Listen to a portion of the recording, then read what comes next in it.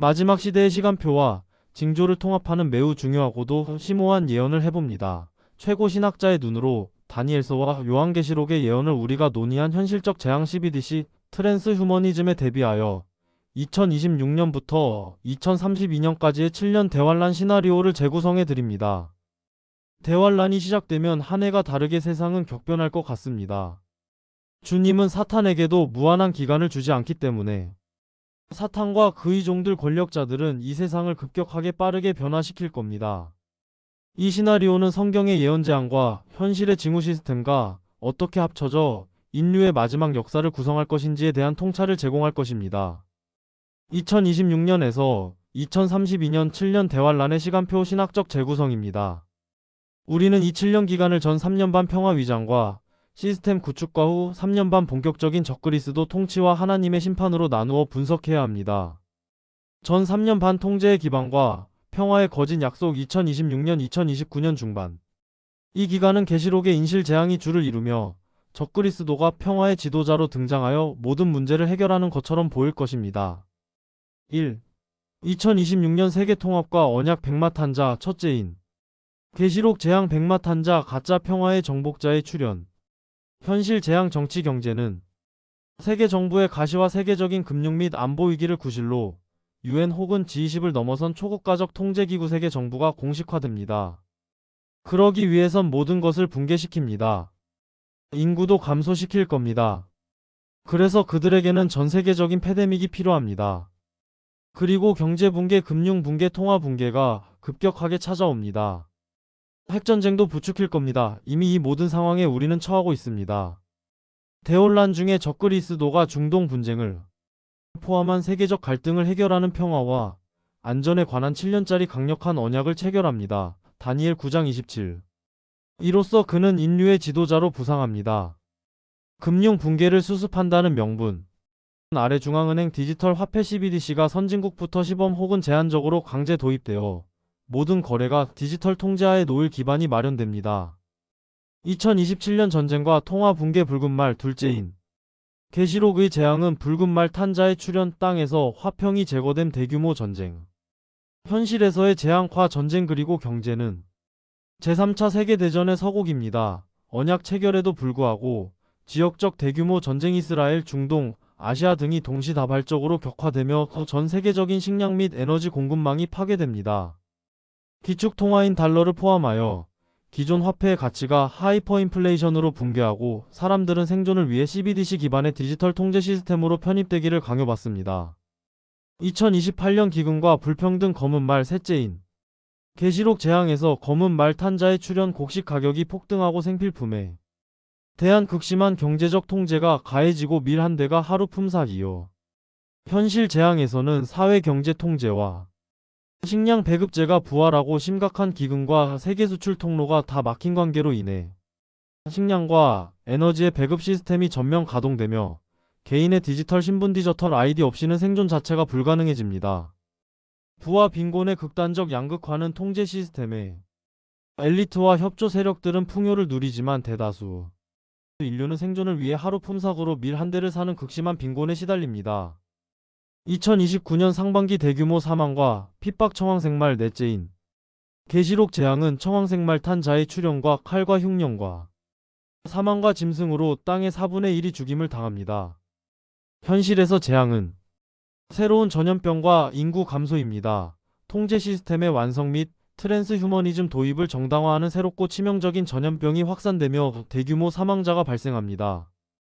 인구 감소 어젠다 실행 초기 순교와 대규모 박해입니다. 시스템에 편입되기를 거부하는 신앙인들성도를 향한 사회적 배제와 감금 순교가 본격적으로 시작됩니다. 다섯째인의 예비 후 3년 반 짐승의 통치와 하나님의 진노 2029년 중반 2032년 이 기간은 멸망에 가증한 것이 세워지는 때이자 나팔 재앙과 대접 재앙을 통해 하나님의 진노가 본격적으로 쏟아지는 때입니다.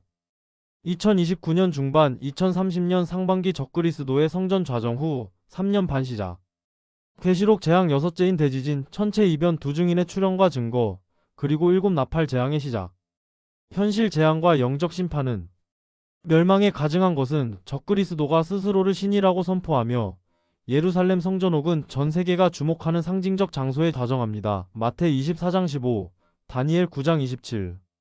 짐승의 표마크 강요 시작. 이 시점부터 666 짐승의 표가 경제활동과 생존의 유일한 수단으로 강제화됩니다. 이를 거부하는 자들은 매매를 할 수 없고 처형 위협에 놓입니다. 2030년 인간의 변형과 악마적 세력의 투입. 나팔 재앙. 계시록 재앙은 나팔 재앙이 잇따라 터집니다.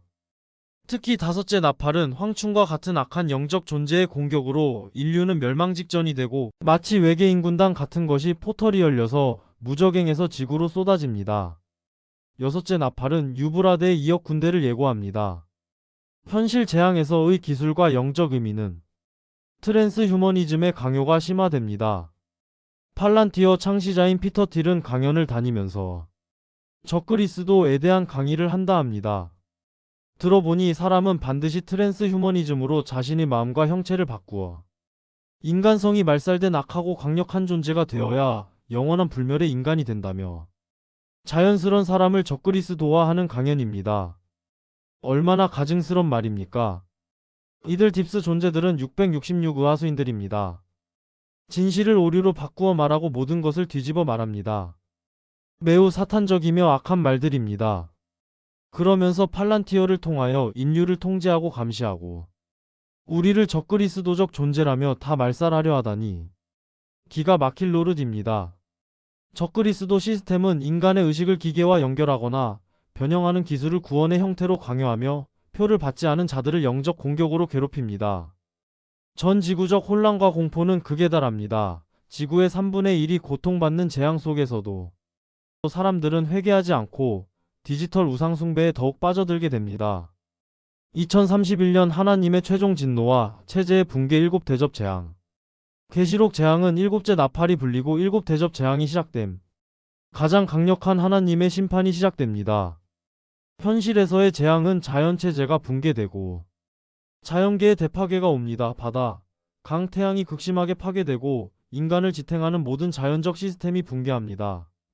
사람들은 극심한 고통 속에서도 하나님을 저주합니다. 대접 재앙으로 인해 적그리스도의 경제 시스템 디지털 통제 네트워크들과 그 정치적 기반 바벨론이 심판을 받고 무너져 내리기 시작합니다. 2032년 아마겟돈과 주님의 재림. 마지막 대접 재앙과 아마겟돈 전쟁. 아마겟돈 전쟁은 전 세계의 남은 군대와 적그리스도 세력이 이스라엘, 메기도 아마겟돈에 모여 하나님을 대적하는 최후의 전쟁을 준비합니다. 바로 이때 하늘이 갈라지고 만왕의 왕이신 예수 그리스도께서 영광 중에 재림하십니다. 적그리스도와 거짓 선지자는 산채로 불못에 던져지고 사탄은 무적행에 갇히며 대환란은 종결되고 천년 왕국이 시작됩니다. 이 많은 재앙에서 인간의 육체로는 아무도 살아갈 수 없다고 합니다. 그래서 주님께서는 7년보다 더 빨리 오실 수 있습니다. 그날을 감하지 아니하면 아무도 살아나지 못할 만큼 엄청난 재앙들이기 때문입니다. 인류 여러분 준비하십시오. 지금의 세계 정세와 이 재앙들은 연결되어 있습니다.